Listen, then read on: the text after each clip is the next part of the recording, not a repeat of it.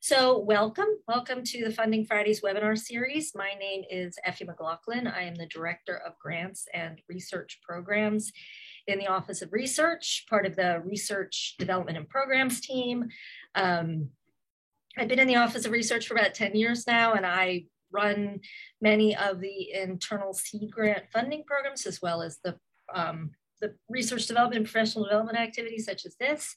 So the Office of Research, we are endeavoring to not only help researchers pursue funding opportunities, which is often what offices of sponsored research and Office of Research do, but one of our primary aims is also to promote the research activities that faculty are doing across the university, promote their good work. And we have a number of ways of doing this. We have a lab meeting newsletter we do. We have a Twitter feed. We love to hear from faculty and researchers and grad students and, teaching faculty all across the university to tell us about, their research successes. And we're also interested in raising the scholarly profile of the university as a whole. So today's webinar is actually the product of a conversation that our new Dean for Research, Delaram Korabai, had with Meg in the Office of Library Services. She had some experience, particularly, I guess it sounded like more, maybe it's some international universities that she was affiliated with colleagues who were able to reach broader audiences for their research through using Wikipedia. So this started this whole conversation about ways that we could use Wikipedia to, as I said, sort of figure out faculty to not only use Wikipedia maybe in their courses, but also to draw more traffic and attention to their own research. So, and also this has been I've also been involved in the open educational resources movement with the Office of Library Services. And there's also been a lot of discussion around the use of Wikipedia as an open education, as an OER in classroom use. So many of you already know our CUNY Scholarly Communications librarian, Meg Wacha. I'm going to let them introduce themselves, but suffice it to say is that there really is no better person, at least that I know of, to talk about Wikipedia and its potential uses. So allow me to just give you, many of you might have already heard this, but this Funding Fridays webinar series was started actually last year during the pandemic. It's a partnership between the Office of Library Services and the Research Foundation's Office of Pre-Proposal Support, Award for Pre-Proposal Support. And the goal of this webinar series, as I sort of alluded to at the outset, is to create a living resource for research development support and information for researchers across the university. And so please check out our schedule on our website. It looks like Rimi, who is my co-host today, who is a program coordinator in the Office of Research, threw up the link to our webinar series. And also, but in particular, allow me to draw your attention to our next webinar is going to be on January 28th, the end of January, and we're actually hosting Afrodita Krasniki, who is the Outreach and Recruitment Officer for the Fulbright Scholars Program. She works for the Fulbright here in New York. And when I reached out to her about doing one of these webinars, she was very excited. She'd worked with CUNY colleges and with CUNY faculty before, but she's very excited to reach a broader CUNY audience. And also there's going to be a couple of your colleagues, CUNY faculty, who are Fulbright alums, who are also going to be speaking at that event. So I would definitely encourage you to check that out on the website and to register. As I mentioned, so the little disclaimer, so this webinar is being recorded. So if you are not comfortable having your voice or your image on the screen, please make sure to keep your cameras and your microphones off. And I would encourage you to please turn your microphone off during this so we don't have any background noise. But I know all of you are Zoom pros at this point, so you probably know that. And also, as I had mentioned to AJ at the beginning, we try to be, or at least, I try to be very responsive in terms of developing these webinars to really try to serve the needs of the faculty across the university. So if you have any ideas, any programs, anything that you would like to see us develop a webinar around and get some experts in to talk about, please reach out to me. And you can find that on our Office of Research website. So just for a little bit of housekeeping, the presentation is going to run for about 40 to 45 minutes. feel free. Remy and I are going to be monitoring the chat. So if you have any questions throughout the webinar, it looks like we're a fairly small group today. We might be able to sort of stop the webinar and ask some questions. You know, feel free to do that, and we will definitely make every effort to get to all of your questions. And I'm actually going to let Meg introduce themselves, but Meg, please take it away. Thank you very much. Thank you all for coming. Thank you so much, Effie and Remy, for organizing today. Thanks so much to all of you for coming. And I will say good morning, good afternoon, good evening from wherever you are Zooming in from.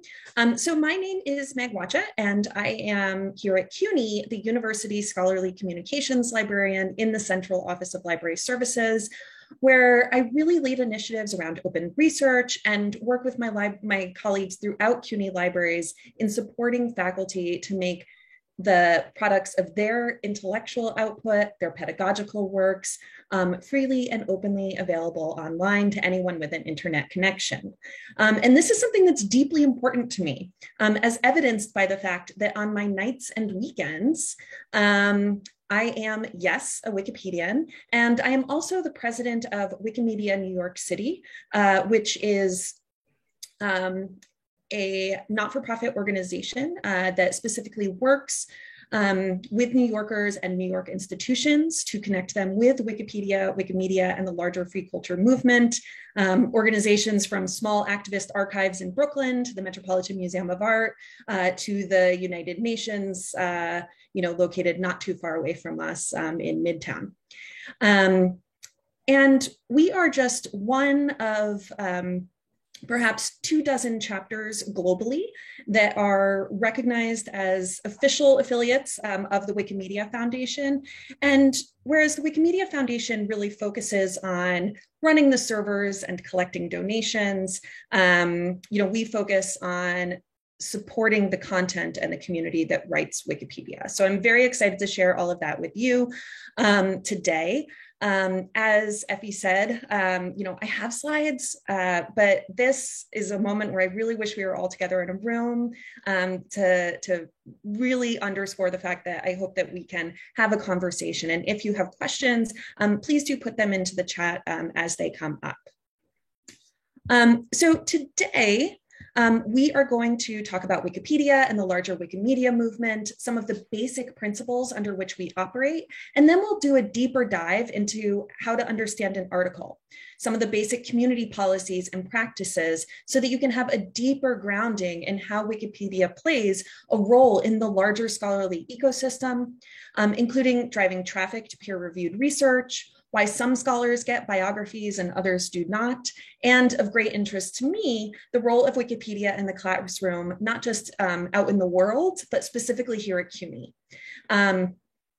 So just before we get started, I am very curious, and I have to open this up for myself, if in the chat, if you could say like, how many have used Wikipedia as background for your research, or just to learn a little bit more about a topic that is new to you? Always, yes, right? I mean, this is really one of the first places that we go. And has anyone here ever ventured to make an edit?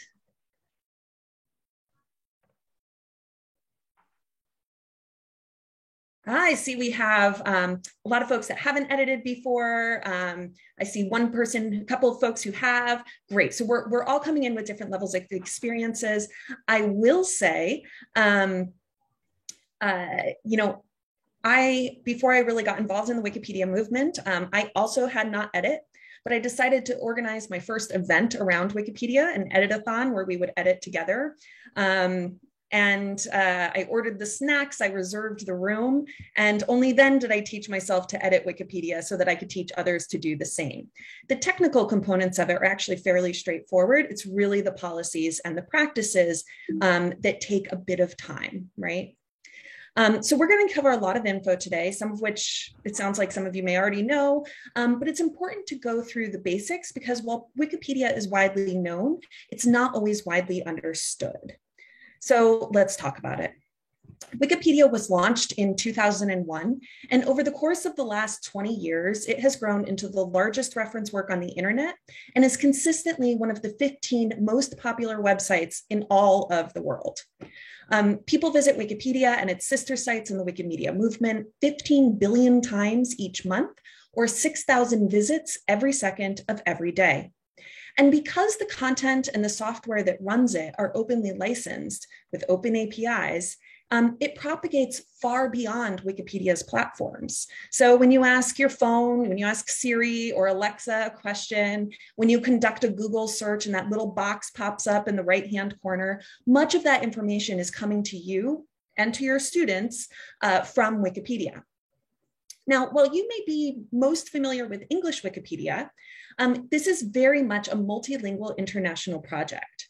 There are 325 different language Wikipedias, each with its own set of articles, written by a community with its own sets of policies and its own sets of practices, right? So just as each of our disciplines has its own community norms, and each journal has its own requirements, so too is the case with Wikipedia. And Wikipedia is just one of 12 projects in the Wikimedia movement, soon to be 13. And this includes Wikimedia Commons, where if you're creating an OER, you can find openly licensed photos and other media files. WikiVoyage or Voyage, if you're feeling fancy, where I know every time I go birding in Jamaica Bay, I'm always looking up some of the most recent information about Gateway National Recreation Area, Wiktionary, Wikinews, and our project Wikidata, which is not as widely known as our other projects, but is steadily becoming the world's largest open knowledge base and is finding its place as the foundation of how information circulates online. I have whole other webinars on that topic. But at the core of Wikipedia is a community of volunteer editors, its people, and the active and working environment in which they operate. And, you know, I really can't, it's hard to describe Wikipedia. So I like to show it. Again, everything is open, so artists are able to build things on top of it. I don't know that you'll be able to hear the sound, but I have enabled it. This is Wikipedia being edited in real time. Oops. This is Wikipedia being edited in real time. The size of the circle corresponds to the size of the edit. The color of the circle corresponds to whether it's being done by a person who is signed in, a person who is not signed in, or by a bot. And that loud noise we just heard was because someone created a new account, right? Joining the Wikipedia community today so that they too can contribute to the encyclopedia anyone can edit. So welcome, user Shilpart. Okay. So now I'm going to close that. If you need a moment of relaxation later today, you can find this website at listen.hatnote.com. Okay. Now, I do want to recognize that the average Wikipedian is a white cis man from North America or Europe. But Wikipedia is regarded as the encyclopedia that anyone can edit. And there are Wikipedians from a wide range of backgrounds and lived experiences. Each of these individuals contributes in their own way. They may organize edit-a-thons, right, where people collectively edit around a particular theme, write articles, take photos, add citations, do some copy editing, or write bots that contribute on their behalf. But this community is connected by their ability to imagine a world in which every person has access to the sum of all human knowledge. And the work that they do at its very foundation operates with the 5 pillars as its core principles. So let's take a moment to go through those. The first is that Wikipedia is an encyclopedia. So it's not an advertising platform or a soapbox for the latest conspiracy theories. And this is important to know both as a reader and if you choose to edit, because it means that on Wikipedia, there is no original research, right? Which is what we do in academia, is original research.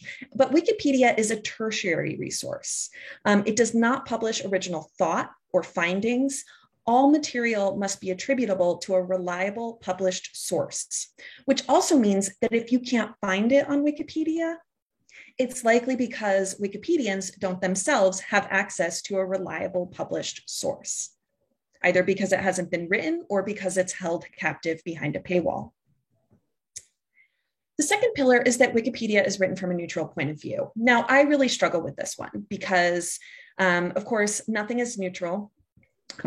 We are making choices in what we choose to edit, the sources we choose to cite when we make those edits.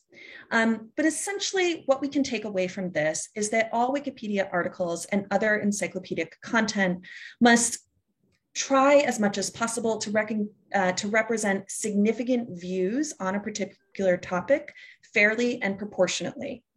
And to write in an encyclopedic, straightforward manner, right? Avoiding flowery or promotional language. The third pillar for me is the most radical. Wikipedia is free content that anyone could use, edit, and distribute. Really, where else can you go to find information on the internet without paying either with your money or your data? Michael Manderberg, a faculty member at the CUNY Graduate Center and the College of Staten Island, has actually printed Wikipedia and turned it into an artwork. If you want to take an image from Wikimedia Commons and put it in your OER textbook, you are welcome to do so. If you want to take that same image from OER Commons and put it on a t-shirt and sell it at the market, you are also welcome to do so. This is knowledge that is intended to freely circulate for a variety of resources and uses. Wikipedia editors must treat each other with respect, assuming good faith on the part of other editors. And finally, which is perhaps my favorite, is that Wikipedia has no firm rules. It's fairly new, only 20 years old. And if there is something that you see on Wikipedia that you don't like, then you can become a part of the editing community and begin to change it. And this is really what first brought me to this work. So those 5 pillars are often represented in our core content policies. I put in, the way that Wikipedians refer to it as WP and POV for the neutral point of view. Because these pillars are expressed through the core policies, I just find it helpful to show them through their abbreviations. Because if you're talking to a fellow Wikipedian, this is how they're going to refer to it. It's often said, because I want to underscore this, that Wikipedia isn't about truth, it's about verifiability. That just because you can cite something doesn't make it true. And we see this especially now in this moment of mis and disinformation. In Wikipedia, verifiability means that people reading and editing the encyclopedia can check that the information comes from a reliable source, that you can go to the bottom of the page, check the references, and assess that reference to make sure that, that you deem it reliable as well as Wikipedians. And it's these policies that make Wikipedia the trusted resource that it is. It also makes it a biased one in some ways, right? When journalists and scholars don't write about a topic, we don't have citations to represent it. So existing biases are further reified in Wikipedia. It also means that knowledge that isn't written, and I think only 12% of the world's knowledge is in written form, as stated by, Whose Knowledge, a nonprofit that works specifically in this area. And that means that oral traditions and embodied knowledge cannot be represented on Wikipedia. So these are some of the challenges that we face. One of the things that comes up most often in terms of our topic today, and Wikipedia and you, is some of the core content policies as they relate to notability. In Wikipedia's commitment to verifiable, reliable resources, that really determines who and what can have an article on Wikipedia according to its notability policies, right? So I often tell folks that notability on Wikipedia does not equate to value. There are many people who are doing really important work out in the world, many important new and emerging areas of study. But without 3 to 5 reliable independent sources, such as newspaper articles, scholarly articles, books, etc., it can be difficult to substantively represent that topic and have it pass that bar of notability, right? Because remember that the Wikipedians on the site aren't necessarily specialists in that particular area. They're looking for that element of verifiability.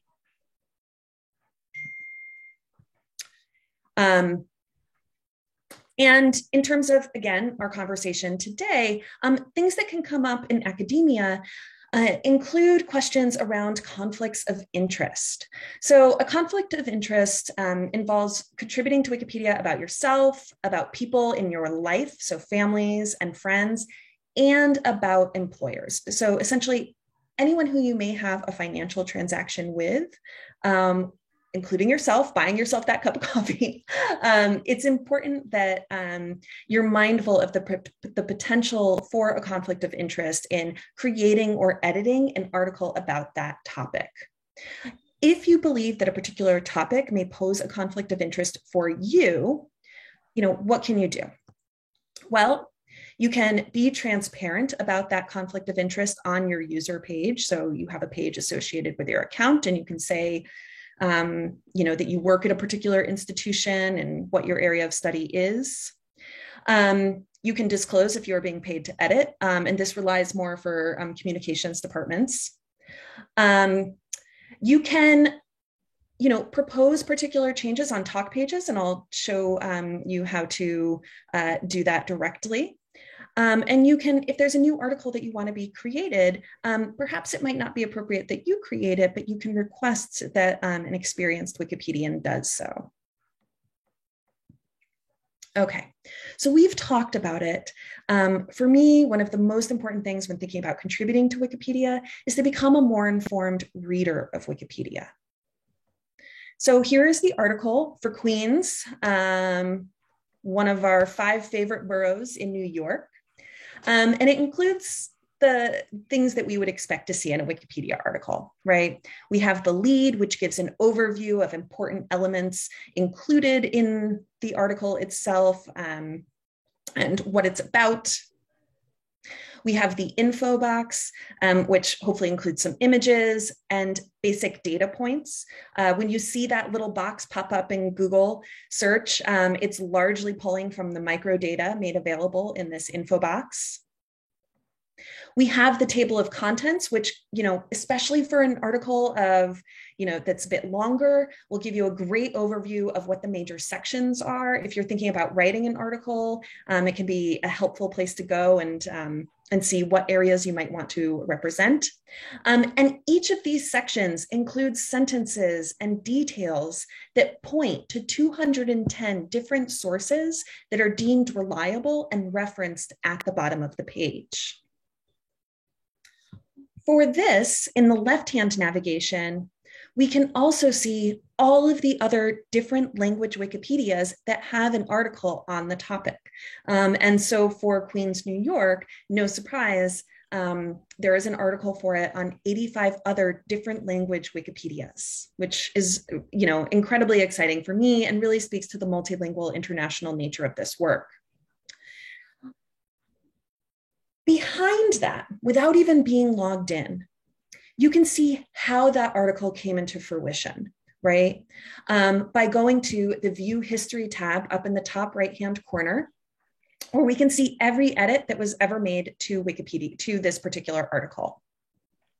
If we look at it, we can see the name of the user, in this case, a logged in user with the name A Man With No Plan. I hope that he finds one. And you actually don't need a Wikipedia account in order to edit Wikipedia, but if you don't, it will capture your IP address, pointing directly to your computer and your location permanently within the context of that edit. If we scroll down to the bottom, we can actually go back to the oldest, to the first edit to the page, which in this case was made in 2001, so the same year that Wikipedia launched. And we can see how knowledge begins to be constructed over time. So this article started as Queens, New York is a borough of New York City. With some additional edits, we get some additional information. At some point, someone goes in and adds some structure saying, perhaps these are the major areas that this article should cover, right? So you can see like the collaborative drafting process that begins to happen, right? So that now we have this incredibly rich article about Queens, New York, but there's still information that we might add. And as that information is added, we'll want to talk to other editors. And so again, we go to the top navigation, and you don't need to be logged in order to see this. And we can go to the talk page. This is a place to make corrections. Someone correctly points out that John Jay College is not in Queens, and we all know that to be true. But also to hash through a specific edit, especially if there is a disagreement about how something should be represented. Every edit made to Wikipedia happens in real time, and it uses a post-publication peer review process, which means that reviewers edit and comment on the content after it's been posted. Sometimes this happens through making small changes in the article itself. Other times it's a conversation that happens on the talk page. And I will warn folks that if you think your most recent reviewer number 2 was bad, you've yet to meet a Wikipedian with a strong opinion. Most edits go through without making a blip on the radar. But occasionally a long conversation can ensue. One of my favorite being the 40 pages of discussion about whether or not one of our other 5 favorite boroughs, the Bronx, whether the article should be titled Bronx or the Bronx. And so the talk page is a place to have these conversations. It's a place where you can make a suggestion about how to improve the article, right? So if you have a conflict of interest, you can come here, add a new section, and make a recommendation. This is especially important for communications departments. And this is often what I recommend to journalists and communications departments specifically. That if editing the article is going to raise a COI, a conflict of interest issue, create that new section and say who you are, what is incorrect, and provide a source to include. And this is also a place for identifying absences, right? So if we were to scroll down, we'd see that someone mentions under the culture section that not much is said about, the culture of Queens. And they list a number of parades and other events that might be added to the article. Okay, so let's talk about Wikipedia and you as it relates to your research before we move into your teaching. So I talked to a lot of scholars and researchers about their work, and they come to me with questions like, why doesn't Wikipedia have an article for me or for my colleague who's a very prominent scholar in the field? And unfortunately, this is often an issue related to notability. Sometimes it's an issue that the page just hasn't been created yet, but sometimes it's a notability issue. And it's such an issue there's so many questions around academics that Wikipedia actually has policies that are specific to academics. So the merits of an article on an academic will depend largely on the extent to which it is considered verifiable. But academics meeting any one of the following criteria are considered notable. So for instance, number 1, this is usually where we spend the most time talking. The person's research has had a significant impact in their scholarly discipline. Typically, in practice, this is about not how many publications you have put out, but about the citation rate of them, as problematic as that is, that the person has received a highly prestigious academic award, an elective member of a selective and prestigious scholarly society, such as the National Academy of Sciences. It's made a significant impact. They have a named chair or a distinguished professor. So you see there are a number of different elements all on this page. And this means that unfortunately, many scholars, many important scholars, particularly those from historically excluded communities, are not represented on Wikipedia despite being highly notable in their field. And it's why, if we go back to 2018, we can take the case of Dr. Donna Strickland, an optical physicist at the University of Waterloo. She is also the winner of a Nobel Prize in physics, but she didn't have a Wikipedia article until shortly after the Nobel announcements were made. This doesn't mean that Wikipedians didn't previously recognize her contributions and try to create an article for her. They did, but these articles were rejected or removed because of a lack of independent, reliable sources to back them up. Because the biggest challenge when writing biographical articles about living academics is the lack of reliable sources, right? We just don't have that many news outlets going and writing profiles. And so this comes up when researchers, this question of like, well, so I can't have an article maybe, but can I use Wikipedia to promote my work? And this comes up with researchers and more often their communications departments, ask me about how to do this. And so if we think back to the 5 pillars, the first is that Wikipedia is an encyclopedia and not intended for promotional purposes, but there is some wiggle room in that. And I do want to, remind us that the second pillar reminds us that editors are to avoid advocacy and document the major perspectives around an issue. So again, the challenge in representing academics is that there typically aren't a sufficient number of reliable sources about them in order to represent them. But just because you can't yet have an article on Wikipedia, it doesn't mean you can't represent your work on Wikipedia. In fact, subject matter experts are well equipped to help articles achieve a truly neutral point of view by identifying gaps in articles where important ideas are not discussed, or places where ideas are over or underemphasized, and to identify optimal and recent sources in your field. So, some strategies. For an existing article where there isn't a conflict of interest, you can edit an article directly using independent, reliable sources. And I will say, if you are careful in your mechanism for doing so, these can include works that you yourself have written.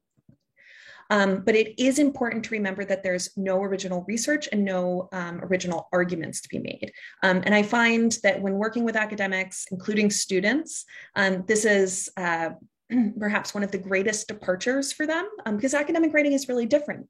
But as an encyclopedia, Wikipedia is really a tertiary resource writing for a wider public audience, right? So we want to avoid jargon and other such things.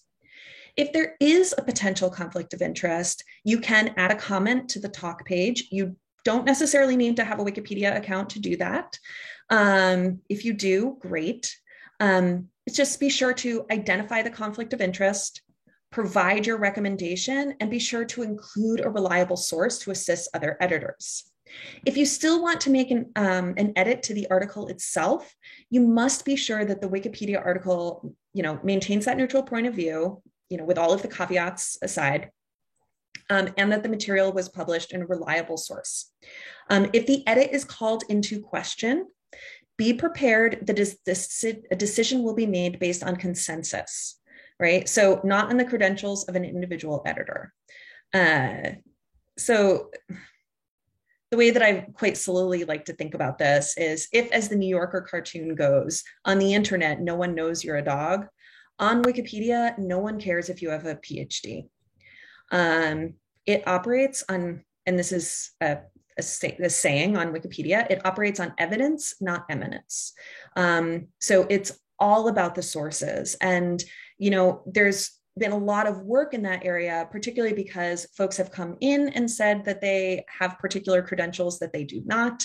And, increasingly because we are seeing government entities try to move in and sort of move the information on Wikipedia in a particular direction. So Wikipedians tend to be very protective of making sure that everything is reliable and citable, as problematic as that may be at times.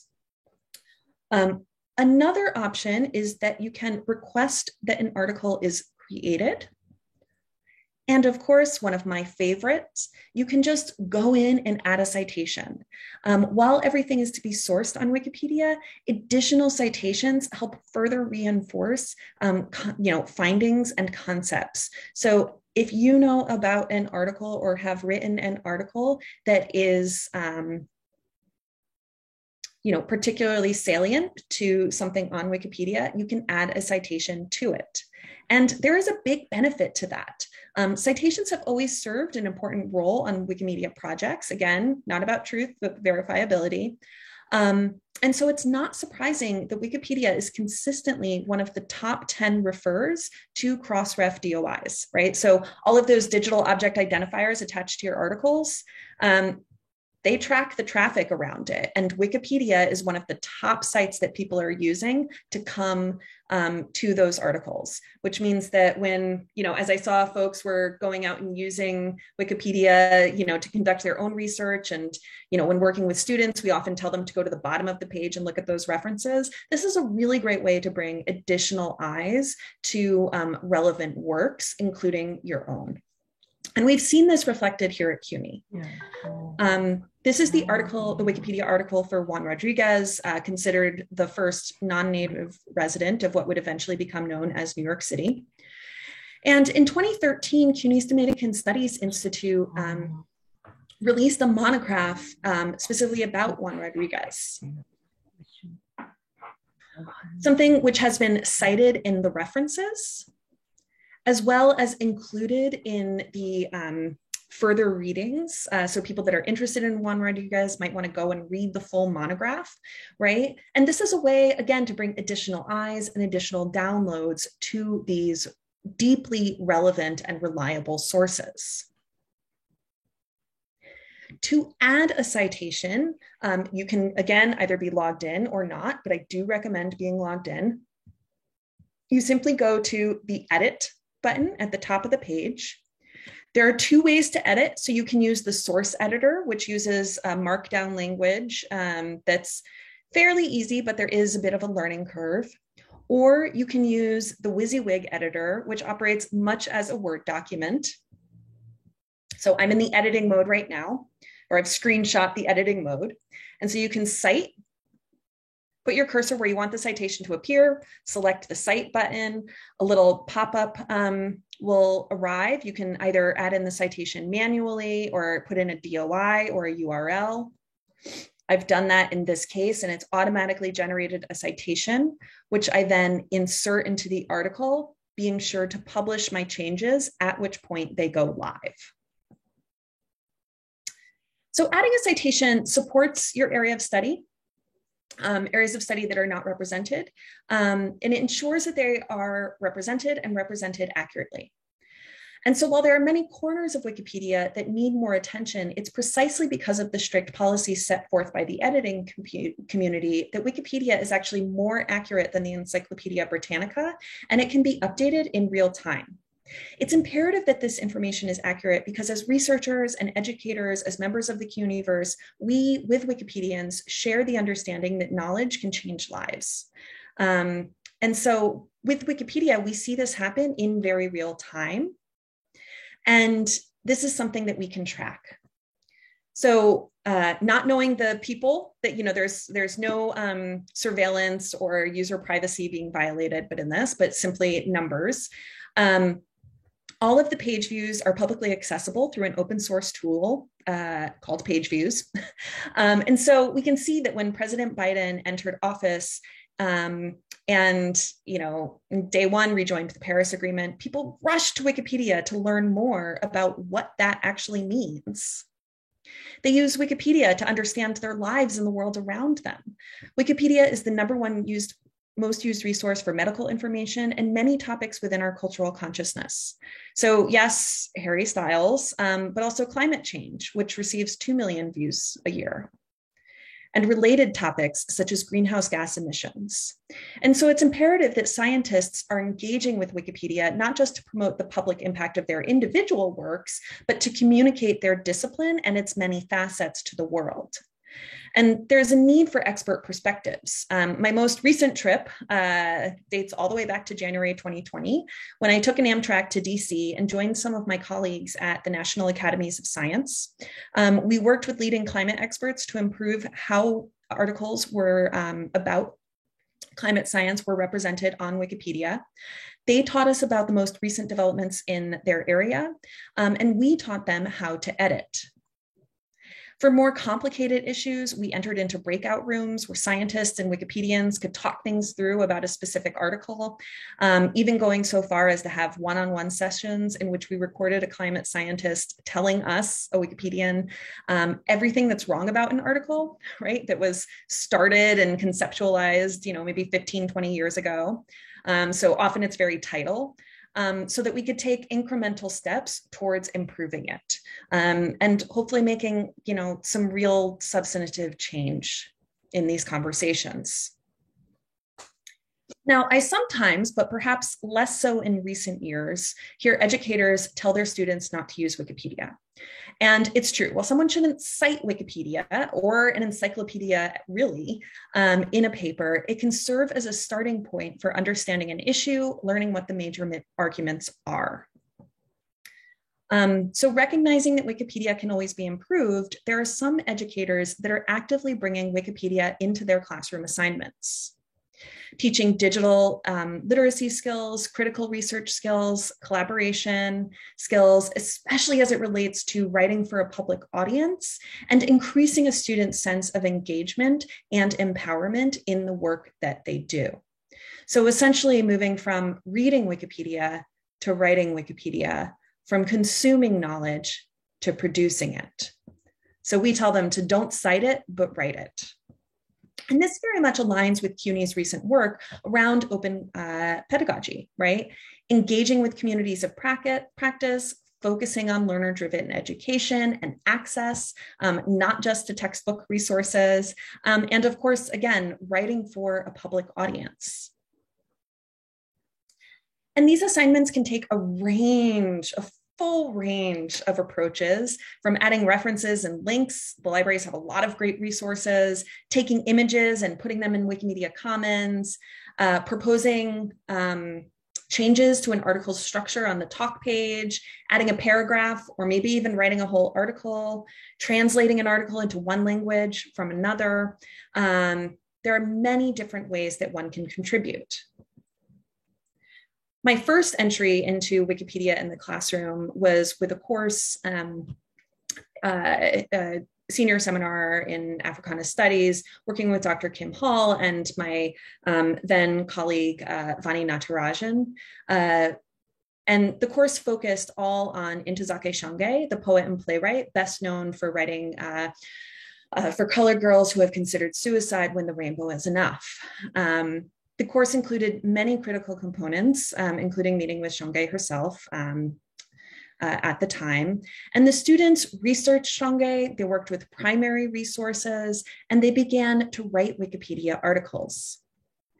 They wrote and improved the article about Shange, having deep conversations about how she was represented and what was included in the article.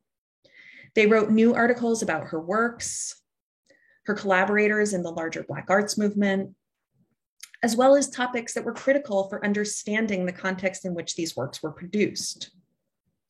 Students were not graded on their contributions themselves, but on their reflections of the process, right?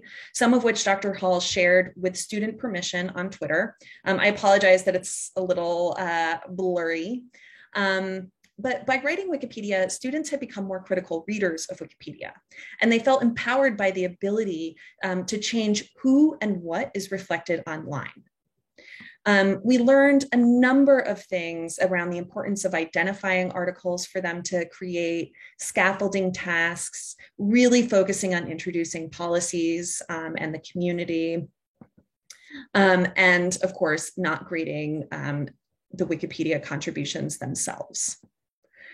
So some of those experiences are reflected here. And we learned a great deal from the work that was being done at CUNY already. Wikipedia assignments have a long history at CUNY, I believe dating back over 10 years, and they can look, again, a number of different ways based on resources and pedagogical goals.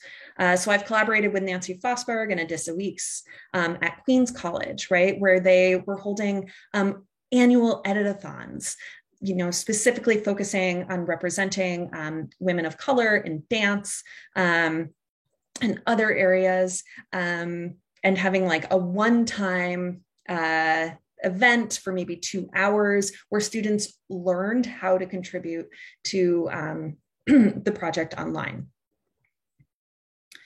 Dr. Layala Walker at Queens College has an assignment essentially in which students aren't editing Wikipedia, but they're becoming more critical readers of Wikipedia, right? Going in and approaching the Wikipedia article, the edits that are made, and the conversations that are had on the talk page as a scholarly conversation, right? And really sort of interrogating it, because students don't always have insights into like the multiple edits that happen in the peer review process, right? And how things are constructed over time. But on Wikipedia, they do. At LaGuardia Community College, really my mentors in Wikipedia and pedagogy, we have faculty members, Ann Matsucci and Dr. Jimena Gallardo, who have long been doing Wikipedia projects, those in which students write articles about, Octavia Butler and her works, and doing this work collaboratively together, partnering with the LaGuardia and Wagner archives to create an entirely new page on the history of HIV and AIDS in New York City, presenting on this work at the Museum of Modern Art together with their faculty, really giving them that opportunity for the professionalization of their work. And don't worry, they, as suggested on the Queen's Talk page, they've also created new articles about the Queen's Pride Parade, an article which didn't exist before, but a very important element, not only writing the text, but taking photographs to represent the parade itself, photographs that are now held and stewarded by the LaGuardia and Wagner archives at the college.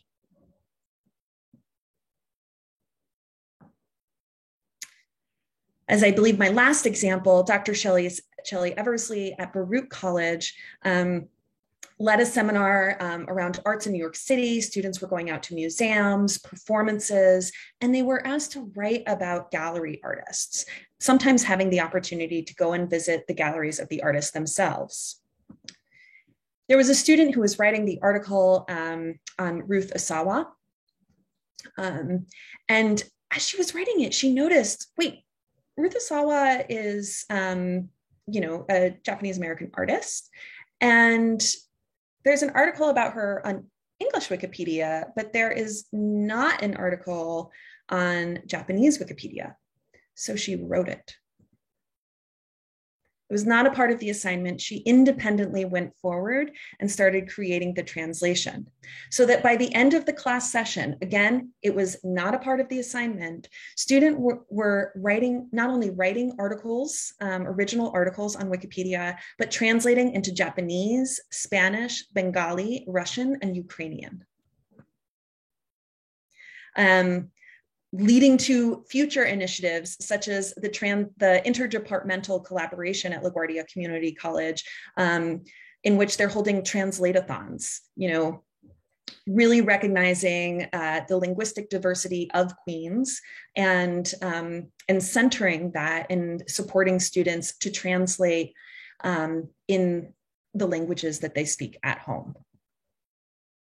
There is support available if you are interested in editing Wikipedia or bringing Wikipedia into the classroom, both through the nonprofit WikiEDU, as well as through the likely librarians at your campus, as well as the CUNY Open Educational Resources Initiative.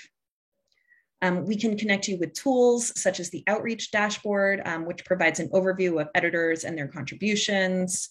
Work through some of the major questions that you may want to ask yourself in creating an assignment so that you too can teach Wikipedia, can edit Wikipedia, and most importantly, can talk about Wikipedia. And so with that, I will put up my my contact information here, and I'll put that into the chat as well. But thank you so much, and I look forward to folks' questions. Thank you, Meg. That was amazing. That was really interesting. I actually have a question, because again, sort of how this started, and you said, you know, a lot of scholars have approached you, or faculty members rather approached you and said, how can I promote my own work, my own research on Wikipedia? And I guess I'm wondering, and you talked, like in the case of Diana Strickland, I mean, in some ways, you know, it might seem obvious, you know, for the feminists that edit on Wikipedia, that's not terribly surprising that a woman physicist didn't have a page on Wikipedia. But I mean, I guess I'm just wondering, because you said, and I saw there was an article about it, but I guess I'm wondering, because you said, well, maybe she didn't have a page because there weren't sufficient reliable resources. And I guess I'm wondering sort of what is I mean, obviously you don't get to be a Nobel Prize winning physicist without having hundreds and hundreds of publications, but was it, there weren't a sufficient number of reliable resources that said, this is a scholar who's really transformed the field, or there weren't enough sufficient reliable resources about work that she'd done herself? Do you understand the distinction that I'm making? Yeah. I mean, and it's interesting because this was such an egregious example. Yeah. That there were members of the community that really dug down into it, because people had tried to write articles for her previously in 2018, prior to, you know, the Nobel announcement. And essentially it was that there were not enough articles about her. That's what I was, okay. That was what I was wondering. You know, one of the things, you know, so some of the other criteria that you will see, right? Because unfortunately, like an article in which you're cited as an expert on a particular, you know, if the New York Times calls you and wants you to give like a tiny sentence blurb, right? The article is still substantively about the issue. It's not about you, right? Or it's not about the researcher. One of the other challenges that comes up is that, you know, if we think about who is getting the distinguished or the named professorships and who is being appointed, you know, the head of a notable scholarly society, right? That's typically going to be biased towards certain voices. And so not necessarily represent all of the, I mean, it can't, there are very few of those positions, right? All of the incredible people doing work within that field and who would be just as eligible and, you know, deserving of those positions.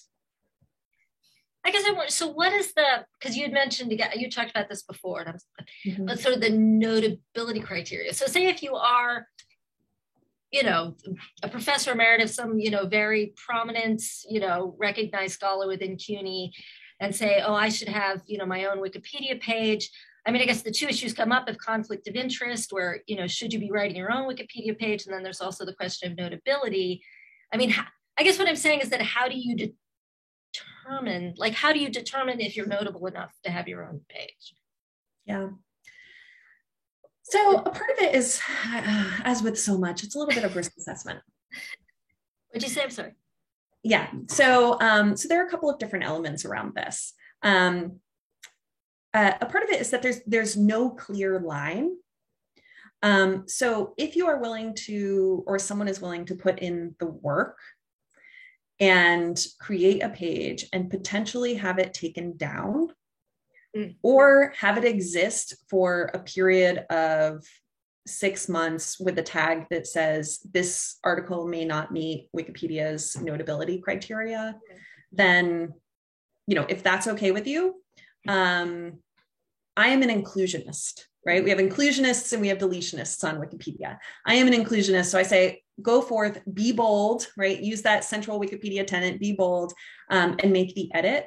But make sure that all of the contributions that you do make are, you know, you're avoiding flowery or promotional language, and they're all well sourced, right? And independent from you, right? So like a write-up from the communications department, like profiling you and your great work, is not necessarily going to be the best resource, right?